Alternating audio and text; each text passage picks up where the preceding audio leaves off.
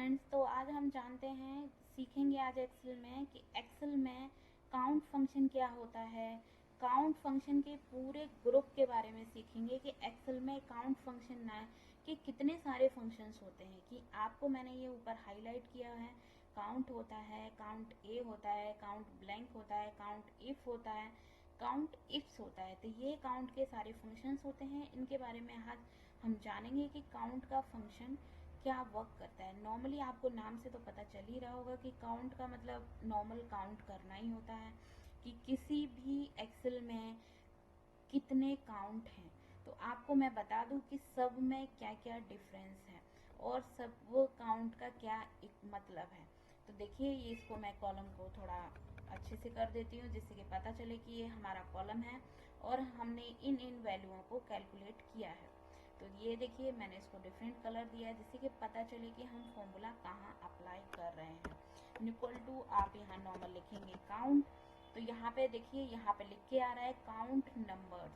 तो यहाँ पे क्या होगा कि ये जो काउंट होता है, काउंट सिर्फ न्यूमेरिक नंबर को ही काउंट करता है। अगर आप इसमें कोई भी स्ट्रिंग दे देंगे या टेक्स्ट फॉर्मेट में दे देंगे तो ये उसको काउंट नहीं करेगा। तो देखिए, चलिए हम यहाँ से मैंने ये सेल दे दिया है रेफरेंस और ये डाउन गए और ये मैंने एंटर किया। तो देखिए, इसने दिया है 15 डेटा काउंट किया है। अगर आप ये नॉर्मली देखोगे यहाँ से यहाँ तक कि कितना है, यहाँ पे मैंने ये पूरा कैसे सेलेक्ट हो गया, ये एक मिनट, यहाँ से यहाँ तक अगर हम देखेंगे काउंट तो टोटल काउंट जो आ रहा है वो 16 आ रहा है। बट यहाँ पे क्योंकि एक ब्लैंक है तो इसीलिए यहाँ पे इसने 15 काउंट किया है। अगर यहाँ पे मैं अपना नेम ही लिख देती हूँ अंजलि, तो फिर भी देखिए यहाँ पे कोई फर्क नहीं पड़ा है इस पे, क्योंकि काउंट जो होता है वो एज ए नंबर काउंट करता है। आपको ये बात तो समझ में पता चली गई होगी कि इसने एज ए नंबर काउंट किया। तो काउंट और काउंट ए में क्या डिफरेंस है, चलिए ये हम देखते हैं। अभी हमने यहाँ पे काउंट ए किया, काउंट ए पे देखेंगे काउंट्स नॉन एम्प्टी सेल। इसमें क्या है कि सिर्फ काउंट ए में सेल खाली नहीं होनी चाहिए, चाहे उसमें कुछ भी हो, उससे मैटर नहीं करता है, बस कुछ न कुछ हो हमारा। जैसे कि मैंने यहाँ से ये सेलेक्ट किया, इसका आंसर 16 आएगा। ये देखिए, यहाँ पे मैंने काउंट ए किया है। सिर्फ इसका एक ही फंडा है कि सिर्फ वैल्यू खाली नहीं होनी चाहिए, बाकी आप उसमें कुछ भी दे सकते हो, कोई फर्क नहीं पड़ता है। लेकिन काउंट में न्यूमेरिक वैल्यू ही होनी चाहिए, तभी उसको काउंट करेगा, नहीं तो वो काउंट नहीं करेगा। जैसे कि देखिए, मैंने यहाँ पे ये लिखा है, इसमें यहाँ पे मैं कुछ और भी लिख लेती हूँ। जैसे मैंने लिखा हेलो, जैसे मैं हेलो करूंगी, देखिए यहाँ पे 14 हो गया है, बट यहाँ पे काउंट ए में कोई इफेक्ट नहीं पड़ा। अगर यहाँ पे मैं कोई भी नंबर ये सेल खाली कर देती हूँ तो देखिए, जैसे ही मैं सेल खाली करूंगी यहाँ पे 13 हो गया, यहाँ 15 हो गया।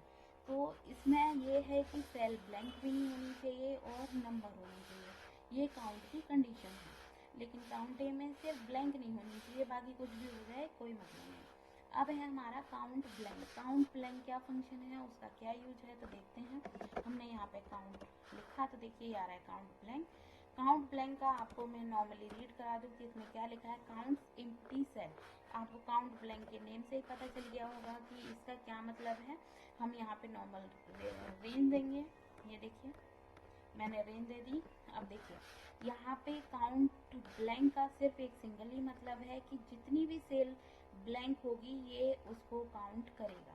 काउंट का यही मतलब है काउंट ब्लैंक का। अब है काउंट इफ्स। काउंट इफ का क्या मतलब है, काउंट इफ का जैसे हमने लास्ट वीडियो में अभी देखा था, इफ कंडीशन यानी कि कुछ कंडीशन के साथ में काउंट करना। इसी तरीके से इसमें क्या है, जो हमने देखा था लास्ट में, इफ में कंडीशन दी, फिर उसके बाद हमें आउटपुट मिला उस कंडीशन के अकॉर्डिंग। तो इसमें क्या है कि इसमें हमें आउटपुट चाहिए, काउंट की फॉर्म में चाहिए, लेकिन कुछ कंडीशन के साथ चाहिए। हमारी कंडीशन अगर सेटिस्फाइड हो जा रही है तो हम उसका जो आउटपुट है उसको काउंट कर लेंगे। बेसिकली काउंट का यही मतलब है काउंट इफ का। मैंने यहाँ पे काउंट इफ लिखा तो contain cells that meet condition, वही कि हमने कोई यहाँ रेंज दी, उसका कोई क्राइटेरिया देंगे।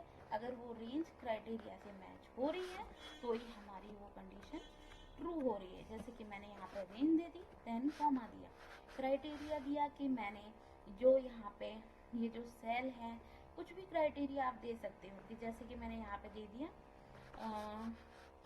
20,000 ही मैं दे देती हूँ, मैंने एंटर किया। देखो इस क्राइटेरिया यानी कि 20,000 की रेंज में मिलती जुलती सिर्फ हमारे पास एक यही सेल है जो 20,000 पे मैच हो रही है। मैं इसको हाईलाइट कर देती हूँ जिससे कि आपको इजीली विजुअल हो सके।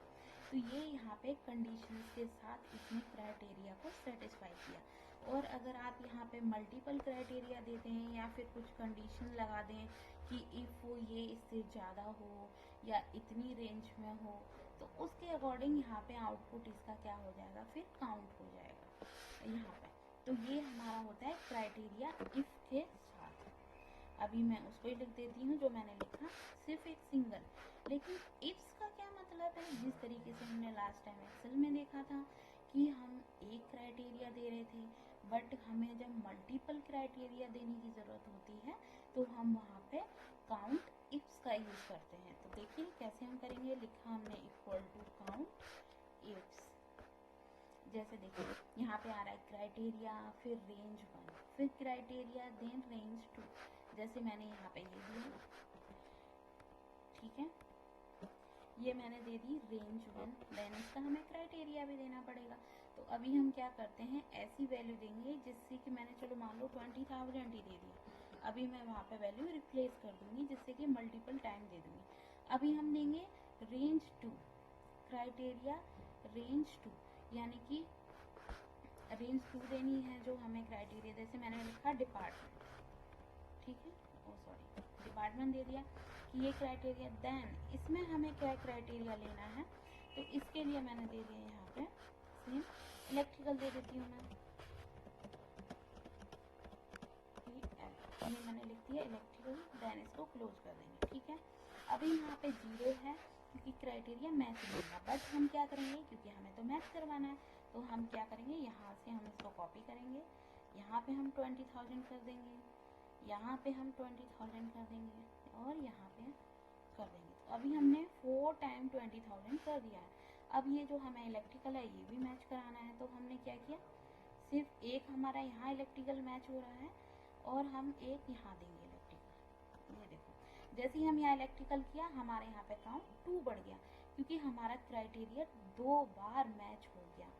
पहले अगर हमने यहाँ पे इलेक्ट्रिकल नहीं दी थी तो हमारा क्राइटेरिया सिर्फ एक सिंगल टाइम ही मैच हो रहा था। अगर मैं एक बार यहाँ से ये इलेक्ट्रिकल हटा के यहाँ क्यू कर देती हूँ तो यहाँ पे देखो, जैसे ये देखो यहाँ पे 1 हो जाएगा और जैसे ही मैं इसको अंडू करूँगी यहाँ पे 2 हो जाएगा। तो इसी से होता है कि हम मल्टीपल कंडीशंस के साथ कैसे वैल्यू काउंट कर सकते हैं, कि अगर हमने 2 कंडीशन दी हैं, दोनों कंडीशन को सेटिस्फाइड करने के बाद कितने नंबर ऐसे हैं जो हमारे आउटपुट में आ रहे हैं, हाउ मच नंबर। तो उसी से हाउ मैनी नंबर्स आ रहे हैं तो वो हम वहाँ से पता कर सकते हैं। और यहाँ पे हमने देख लिया कि काउंट क्या वर्क करता है, काउंट ए क्या वर्क करता है, काउंट ब्लैक क्या करता है, ब्लैंक एंड काउंट इफ क्या करता है और काउंट इफ्स क्या करता है। तो आपको ये सारी चीज़ें क्लियर हो गई होंगी कि काउंट इफ जो होता है वो सिर्फ सिंगल कंडीशंस के लिए हम यूज कर सकते हैं, कि हमने कोई भी एक रेंज ले ली और उसके लिए सिर्फ एक ही क्राइटेरिया दे दिया। बट हमें जब मल्टीपल क्राइटेरिया चाहिए, डिफरेंट क्राइटेरिया चाहिए, तो उसके लिए हम क्या करेंगे कि हमें उसके लिए काउंट इफ्स का यूज़ करना पड़ेगा। इसी तरीके से मैंने आपको नॉर्मली बताया, चलिए इसमें मैं एक और बता देती हूँ कि जैसे मैं यहाँ पे एक लिस्ट बना लेती हूँ, यहाँ पे डेटा वैलिडेशन में जाने के बाद यहाँ पे मैंने लिस्ट ले ली ये, और लिस्ट हम देंगे यहाँ पे इंसर्ट पे क्लिक करोगे आप, इसमें इलेक्ट्रिकल में, देन इसके बाद और देन ओके कर दो, ठीक है। तो ये हमने यहाँ पे नॉर्मल सा ले लिया डिपार्टमेंट नेम,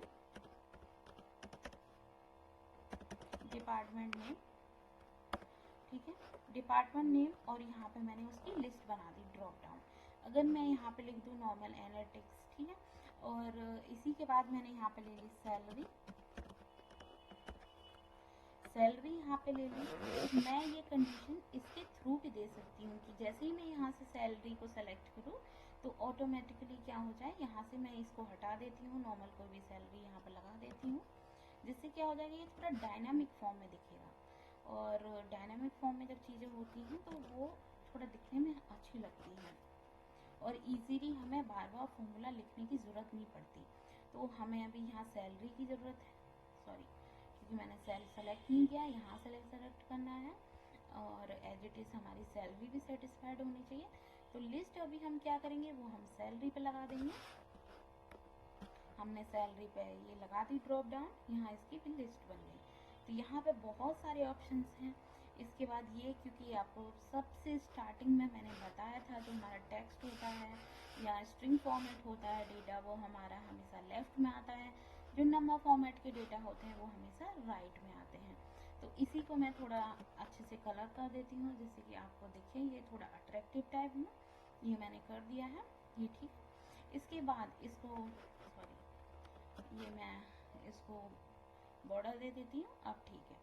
इसी तरीके से अगर ये हमें यहाँ से कनेक्ट करना है तो देन यहाँ पे मैंने जो 20,000 दिया है, ये 20,000 हटा दूंगी मैं यहाँ से और इसको ये सेल दे दूंगी। इस सेल को क्योंकि ये हमें चेंज नहीं करनी, इसीलिए हमें इसको फिक्स कर देंगे। उसी तरीके से ये भी हमें यहाँ पे चेंज नहीं करना है, तो इसको हम ये सेल रेफरेंस ले लेंगे, इसको भी हम फिक्स कर देंगे, देन एंटर करेंगे। अब देखिए यहाँ पे एनालिटिक्स में इसकी कोई भी वैल्यू नहीं है। इलेक्ट्रिकल में लास्ट टाइम मैंने आपको बताया था, इलेक्ट्रिकल में 1,01,000 का एक है, देखिए ये सीधा सीधा यहाँ मैच हो रहा है, इलेक्ट्रिकल में एक मैच हो रहा है। तो इसी तरीके से आप इसको डायनामिक फॉर्म में बना सकते हैं, जिससे कि आपको फॉर्मूला बार बार ड्रैग नहीं करना पड़े। हमने लास्ट टाइम 20,000 का बनाया था तो 2 आ रहा था, ये देखिए आंसर हमारा एज इट इज मैच हो रहा है। तो आज के लिए इतना ही। अगर आपको हमारी वीडियो पसंद आई हो तो प्लीज़ चैनल को लाइक, शेयर एंड सब्सक्राइब जरूर करें। Thank you for watching the video.